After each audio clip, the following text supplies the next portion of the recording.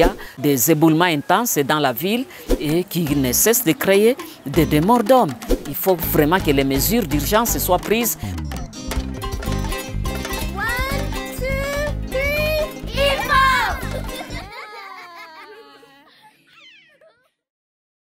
Je suis Madame Madeleine Bouengue, coordinatrice d'une organisation dénommée Action pour l'éducation environnementale, genre et développement durable au Kivu. Je suis née dans les années 1960. Bukavu était ce qu'on appelait dans le temps Bukavu la verte. Des verdures partout. Il y avait les saisons qui étaient stables. Il y avait la pluie, il y avait la saison sèche qui respectait leur alternance. Il y avait l'agriculture durable, il y avait tout. Il faisait vraiment beau y vivre avec tout ce qu'on voyait, les cris des oiseaux, les rivières partout. Il n'y avait pas d'insalubrité comme c'est le cas aujourd'hui. Et donc Bukavu, c'était un paradis.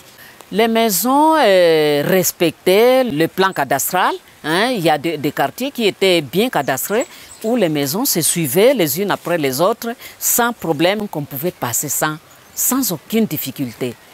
Les constructions par-ci, par-là ont commencé dans les années 2001, 2002, au fur et à mesure.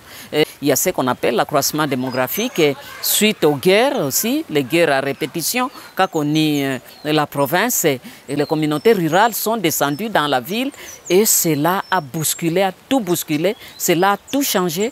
On voulait construire à tout prix, fuyant l'insécurité dans les milieux ruraux. Les populations voulaient rester en ville parce qu'ils pensaient qu'en ville, ils seraient beaucoup plus sécurisés. Et c'est ce qui a fait qu'au fur et à mesure, à Bukavu, il y a eu ce qu'on appelle le morcellement des parcelles, de telle manière qu'il peut y avoir aujourd'hui plus de 10 familles ou 7 familles dans une parcelle comme celle-ci. Lorsqu'on a construit